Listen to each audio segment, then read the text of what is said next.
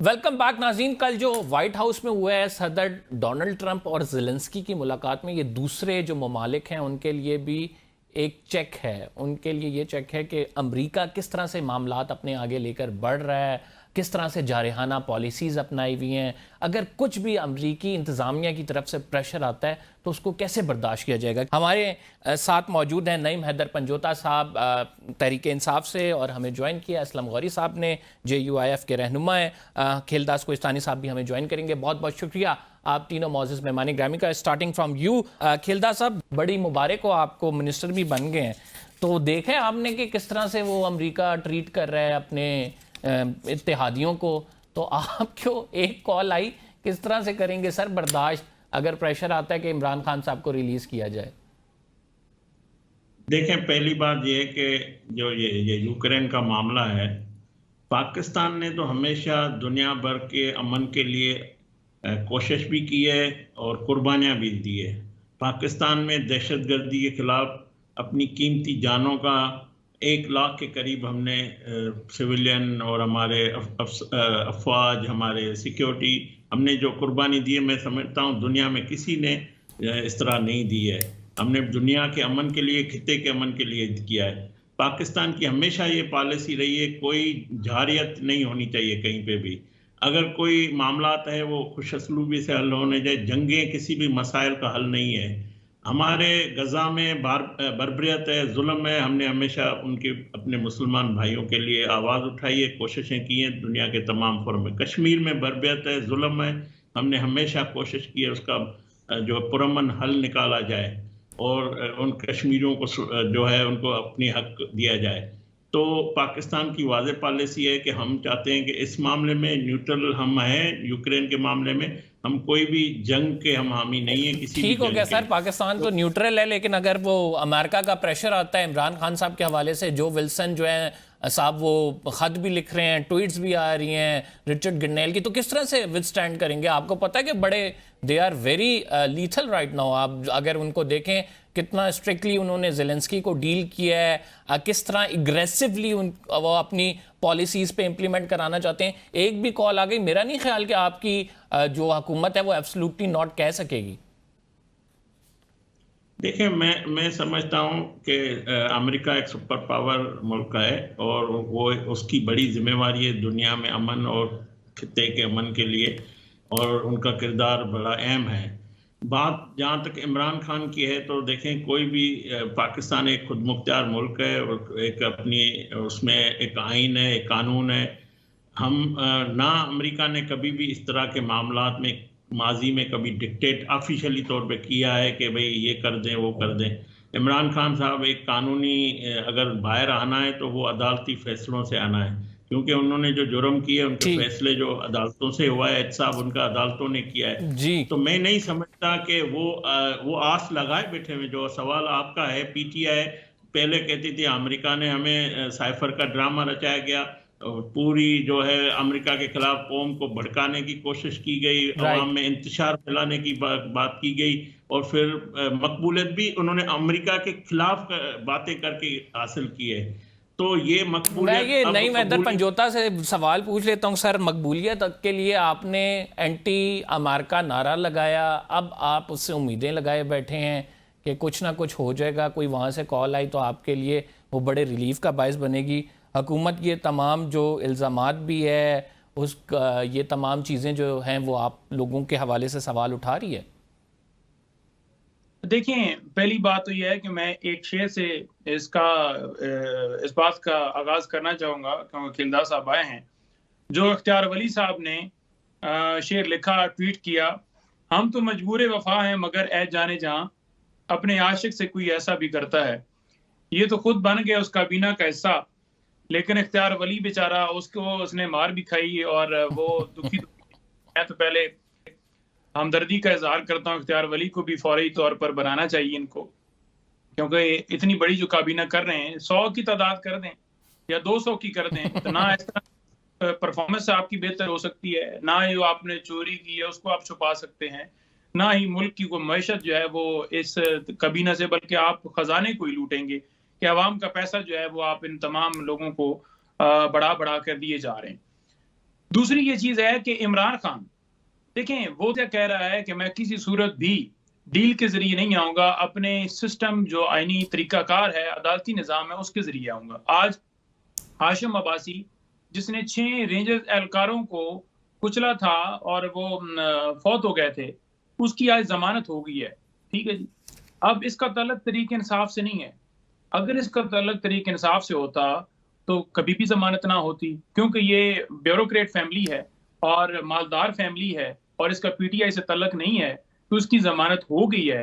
लेकिन दूसरी तरफ यही मुकदमा दीगर रहनुमाओं के ऊपर दर्ज हुआ है जो पीटीआई के हैं, जो कि एक डाला गया है ना खान साहब और तमाम लोगों पर, उनकी जमानत नहीं होगी। आज इमरान खान, आज जो यास्मीन राशिद साहिबा, आज इजाज चौधरी, आज महमूद रशीद, आज जो आपके हमारे गवर्नर थे वो हो गए। अच्छा, ये बड़ी इंटरेस्टिंग पॉइंट है आपका। इसमें मैं असलम गौरी साहब से, नईम साहब, जानना चाहूंगा कि असलम गौरी साहब ऐसा क्यों है? पीटीआई का अगर कोई बंदा हो तो उसे किसी सूरत नहीं जमानत मिलनी, चाहे वो 9 मई में हो, चाहे किसी और केस में हो, उसके घर जाकर तोड़फोड़ भी करनी है। अगर इक्वली आप क्रिमिनल एक्ट दूसरा कोई बंदा करे तो उसे जमानत मिल जाती है। ये अदालती निज़ाम इंसाफ पे सवालात उठा रहा है सर।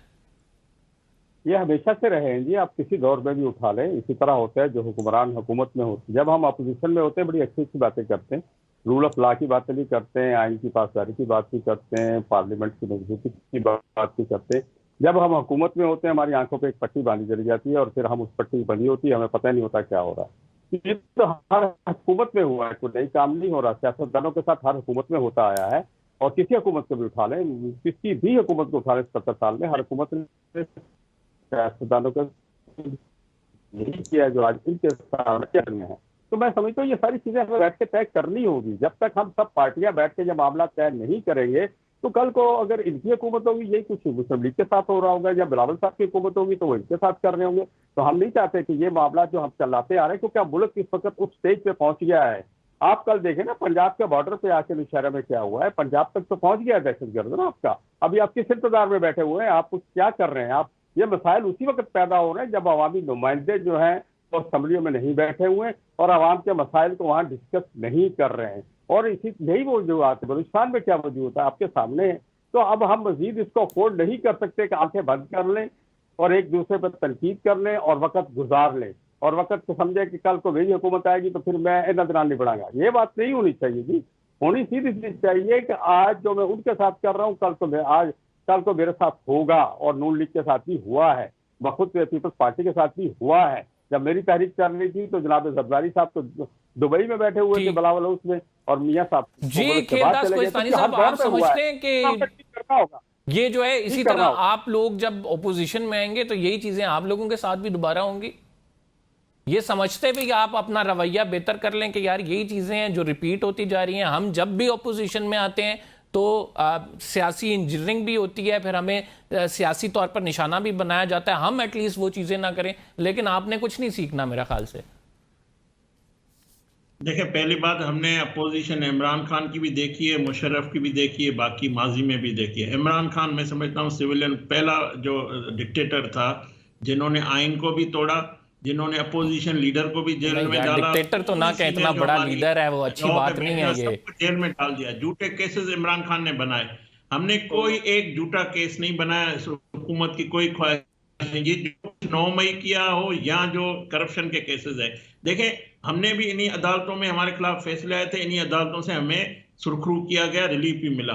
तो अगर अपोजिशन के किसी भी लीडर पे कोई केस बनता है, जो बात अपोजिशन ये कह रही है, कल जो हुआ है कि भाई हमें इजाजत नहीं मिल रही है, ये बता दें हमें हुकूमत को कि कौन इजाजत, हमें बता दें कि यहाँ पे हमें प्रोग्राम है, हम पोर्टल भी करा के देंगे, इनकी मेजबानी भी करेंगे। मगर मैं समझता हूँ ये अपोजिशन जो है, जिसमें हमारे जीरक सियासतदान मौलाना फजल रहमान साहब, वो कभी किसी इंतशार को सपोर्ट नहीं करेंगे। उन्होंने अगर लॉन्ग मार्च माजी में की होगी, कोई जलसा किया, पुरअमन उसकी सियासत होती है। उनकी सियासत आइन की बालादस्ती के लिए होती है, जमहूरियत के लिए, उसूलों पे वो बात करते हैं। सर आप इजाजत की बात करें, आप इजाजत देते ही नहीं है उन्हें। वो तो कब से कह रहे हैं कि इजाजत चाहिए हमें, आप देते ही नहीं है। मीनारे पाकिस्तान पे करने की इजाजत देते हैं, अब तो आप वजीर बन गए।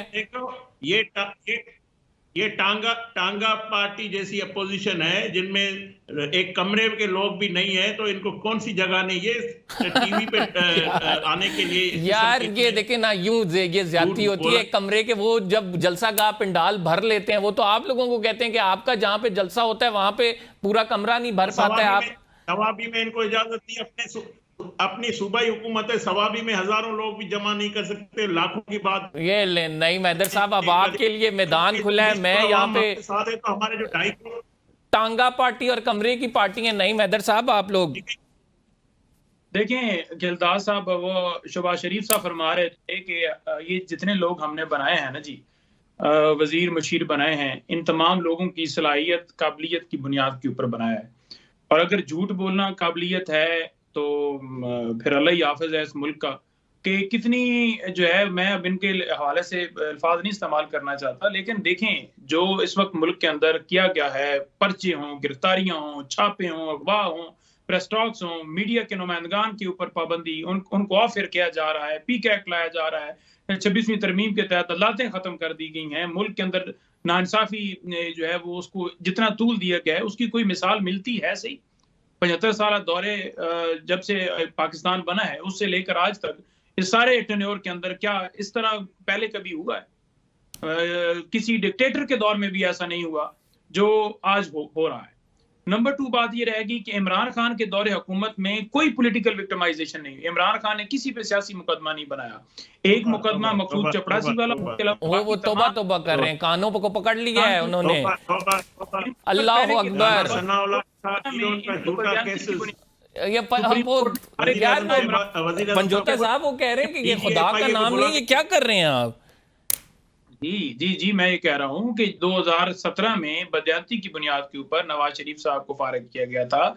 2018 में इमरान खान की हुकूमत आई है, उससे पहले किन के ऊपर मुकदमा आता है, उससे पहले किन के ऊपर स्कैंडल्स हैं। अगर कौम हिसाब पूछेगी तो हिसाब तो देना पड़ेगा। आज तमाम इनके केसेस किधर गए? इन्होंने डील करके तमाम केसेस खत्म करवा लिए, नैब तरमीम करके तमाम केसेस खत्म करवा रही है, और ये कह रहे हैं पॉलिटिकल विक्टिमाइजेशन नहीं हो रही।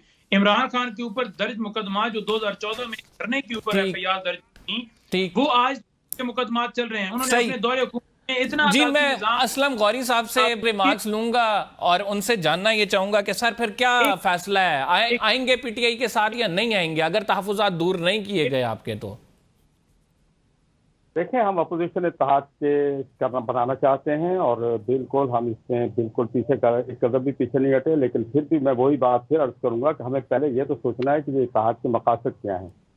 जब तक हम मकासद आपस में बैठ के तय नहीं करेंगे उस वक्त तक सिर्फ चेहरा बदलने से, जब तक हम निज़ाम ठीक नहीं करेंगे, चेहरा बदलने से कोई मसाइल हल नहीं होते। हमने इमरान खान का भी चेहरा बदल के देखा है, मसाइल हल नहीं हुए। अब अगर शहबाज शरीफ का भी आप चेहरा बदलेंगे तो मसाइल हल नहीं होंगे। उसके लिए हमें बैठ के एक TRO तय करने पड़ेंगे कि इत्तेहाद क्यों हो रहा है और उस इत्तेहाद की वजह क्या है। अगर इस इत्तेहाद की वजह सिर्फ ये है कि शहबाज शरीफ की हुकूमत बदलो और उसके बाद जिस तरह के मर्जी इंतखाबात हों, तो फिर तो हम तो मुश्किल होगा हमारे लिए कि हम इस तरह। एक छोटा सा ब्रेक लेते हैं, बड़ी इंटरेस्टिंग डिस्कस है क्या ये दोनों पार्टीज मिलकर सड़कों पे आएंगे या नहीं, ये आपको बताते हैं एक छोटे सा ब्रेक के बाद।